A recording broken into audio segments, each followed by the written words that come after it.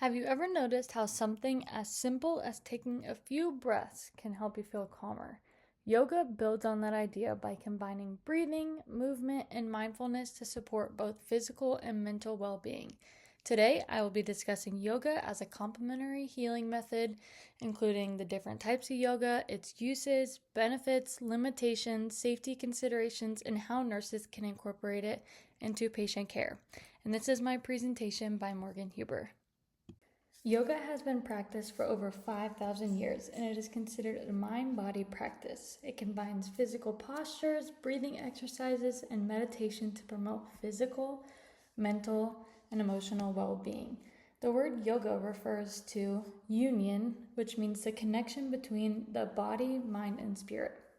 Because yoga focuses on the whole person instead of just one symptom, it is considered a complementary therapy that can be used alongside medical care to support overall health of an individual. There are many different styles of yoga, and each one has a different purpose. Hatha yoga is gentle and focuses on basic poses and breathing, making it a great option for beginners. Vinyasa yoga links movement with breathing through a continuous flow of poses without pausing. Iyengar yoga emphasizes proper alignment and often uses props like blocks or straps to improve safety and accessibility. Finally, restorative yoga uses slow, supported poses that are held for longer periods to encourage deep relaxation and reduce stress. This variety allows yoga to be adapted for people with different needs and abilities. Yoga is used for many different physical and mental health purposes. Many people practice yoga to reduce stress, improve relaxation, increase mindfulness, and support overall wellness. In healthcare, yoga is considered a complementary therapy, meaning it works alongside medical treatment rather than just replacing it as a whole. Clinical practice guidelines also support yoga as an additional therapy for conditions such as anxiety, depression, chronic pain, and sleep disturbances when it's appropriate for an individual patient. Yoga offers benefits for both physical and mental health. Physically, regular practice of yoga can improve flexibility, lower heart rate, lower blood pressure, increase lung capacity, and improve sleep quality. Mentally, yoga has been shown to reduce stress and anxiety, improve mood, and promote overall well-being. One of the articles I reviewed was a systematic review that looked at yoga interventions in nursing students and nursing professionals. The review found improvements in stress, anxiety, burnout, sleep quality, and overall well-being. These findings support yoga as an evidence-based complementary therapy, especially for managing stress. Yoga has many benefits, but it is also very important to recognize its limitations.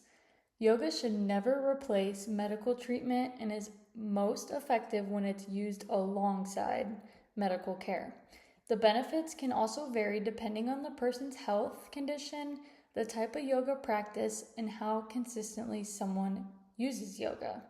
Another limitation is that research studies often use different yoga styles, session lengths, and teaching methods, which makes it difficult to directly compare results across studies. Overall, as a whole, yoga is considered safe for most people when practiced correctly. However, injuries such as sprains and strains can occur if poses are performed incorrectly or beyond a person's physical ability. Older adults may require modified poses because of changes in balance, gait, flexibility, or mobility. Before beginning yoga, patients should talk with their healthcare provider, especially if they're pregnant or have chronic medical conditions. It's also recommended that beginners learn from a qualified instructor who can provide the proper guidance and make modifications when needed. As nurses, we play an important role in helping patients safely use complementary therapies like yoga.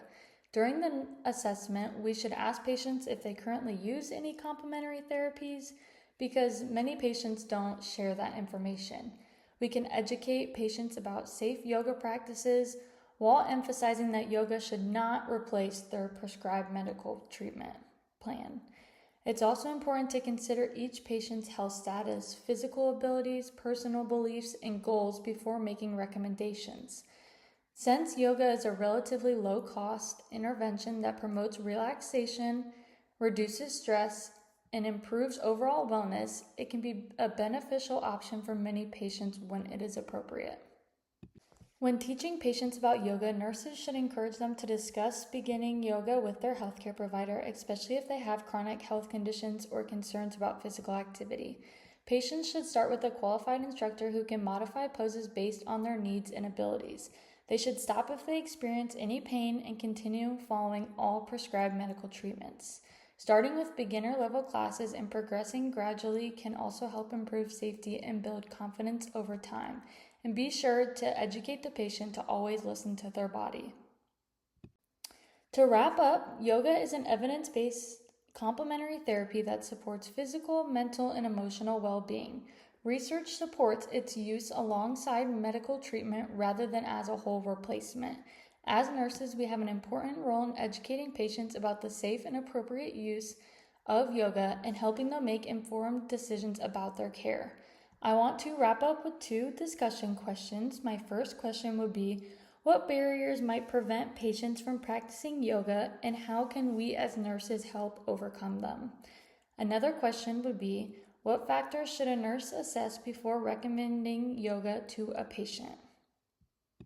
Thank you so much for listening to my presentation over the complementary therapy of yoga.